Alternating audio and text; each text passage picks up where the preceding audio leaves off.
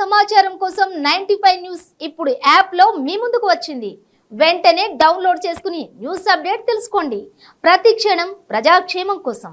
మెదక్ జిల్లా కౌడిపల్లి మండలం తునికి గ్రామంలో డాక్టర్ బిఆర్ అంబేద్కర్ విగ్రహావిష్కరణ కార్యక్రమం జరిగింది.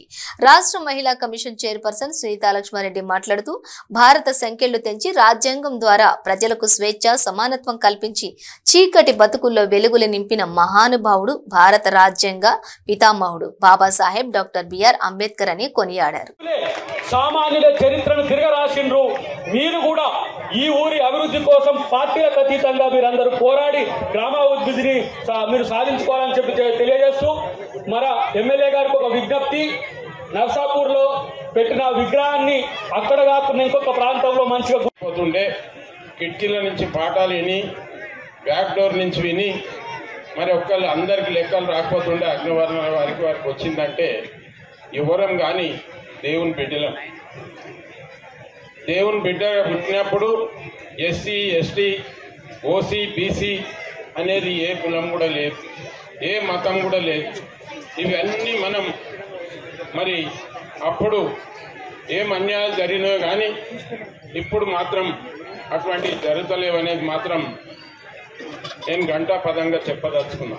చాలా వరకు కూడా గ్రామాలల్లో మరి మా ఎస్సీ సోదరులు కానీ బీసీ సోదరులు కానీ ఓసీలు కానీ అందరం కూడా కలిసికట్టుగా ఇవాళ ప్రజాస్వామ్య వ్యవస్థలో యావత్ ప్రపంచంలోనే భారతదేశం ఇవాళ ప్రజాస్వామ్యం ఇవాళ బాబా సాహెబ్ అంబేద్కర్ రచించిన మన గ్రంథం వలన మనం ఇవాళ అందరం కూడా రిజర్వేషన్లు ఏర్పాటు చేసుకొని దాన్ని చక్కగా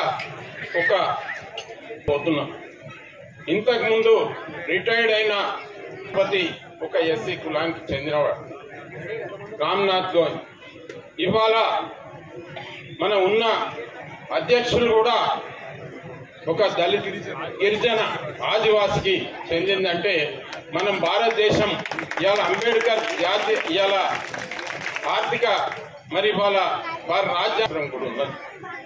ఇవాళ మన ప్రియతమ ముఖ్యమంత్రి గారు 14 సంవత్సరాలు పోరాటం చేసి తెలంగాణ సాధించిన తర్వాత ఎన్నో సంస్కరణలు తెచ్చుకుంటూ చాలా బ్రహ్మాండంగా ఇవాళ దళితులకు కానీ బీసీలకు కానీ ప్రతి ఒక్కరికి కూడా న్యాయం చేకూరుస్తూ ఎన్నో సంక్షేమ కార్యక్రమాలు చేసి ఇవాళ మన సంక్షేమ మరి ఇవాళ సెక్రటేరియట్ను కూడా అంబేద్కర్ గారి పేరు పెట్టి ఇవాళ జీవో కూడా ఇష్యూ చేసిన సంగతి మీ అందరికీ తెలుసు. భారతదేశంలో ఎక్కడ కూడా లేదు.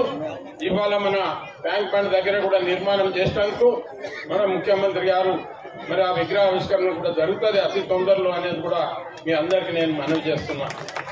ఇవాళ మన ముఖ్యమంత్రి గారు మొన్న అసెంబ్లీ నడిచినప్పుడు పార్లమెంట్ లో కూడా అంబేద్కర్ విగ్రహం పెట్టాలని ఏకగ్రీవంగా తీర్మానం చేసి కూడా పంపడం జరిగింది.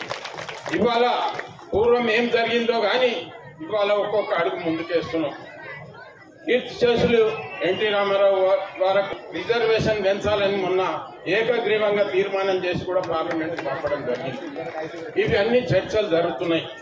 ఇవాళ మన అందరి ముందట ఇవాళ అంబేద్కర్ అంటే ఒక జాతికి చెందిన వాడు కాదు.